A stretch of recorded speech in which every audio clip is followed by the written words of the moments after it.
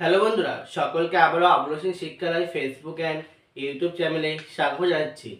আমার হাতে এটা আছে মাধ্যমিক 2026 সালে জীবন বিজ্ঞানের কোশ্চেন পেপার।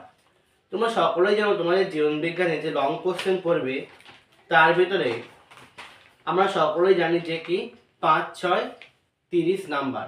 একটা কোশ্চেনের নাম্বার থাকবে 5 নাম্বার এবং করতে হবে 6খানা করে। আমরা আজকে সেই লং কোশ্চেনের লাস্ট মিনিট সাজেশন দেব।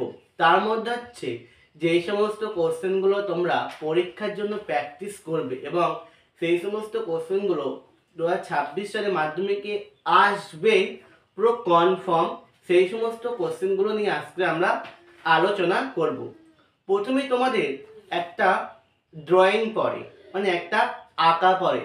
এই আঁকার জন্য তোমরা যে আঁকাটি প্র্যাকটিস করবে সে আঁকাটি হলো একটি আদর্শ নিউরনের চিত্র অঙ্কন করো। এই আঁকাটা কিন্তু এবছরে কিন্তু অর্থাৎ 2026 সালের মাধ্যমে কিন্তু আসবেই, একদম কিন্তু গ্যারান্টি। এর পরবর্তী কোশ্চেন তোমরা যেই সমস্ত কোশ্চেনগুলো করবে তার মধ্যে হচ্ছে অন্যতম হলো যে জনক্রম কাকে বলে, এই যে চিত্র লেখচিত্র বা ছকের মাধ্যমে তোমাকে কিন্তু ব্যাখ্যা করতে হবে।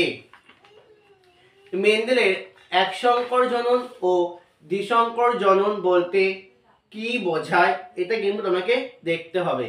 এরপরে যে এফ এম এর ঐতিহাসিক ভূমিকা লেখো। পাশাপাশি ভারতে বাঘ কমে আসার কারণ কি? মানুষের লিঙ্গ নির্ধারণে ওয়াই ক্রোমোজোমের ভূমিকা আলোচনা করো। তারপরে জিন ও অ্যালিলের মধ্যে কি সম্পর্ক তা লেখো। মায়োসিস ও মিয়োসিস কোষের মধ্যে পার্থক্য লেখো। যৌন জনন ও অযৌন জননের মধ্যে 4টি পার্থক্য উল্লেখ করো। ল্যামার্কের মতবাদটা দেখবে, ডারউইনের মতবাদটা দেখবে। এই সমস্ত কোশ্চেনগুলো করলে কিন্তু তোমরা নিঃসন্দেহে এখান থেকে লং কোশ্চেন কমন পাবে।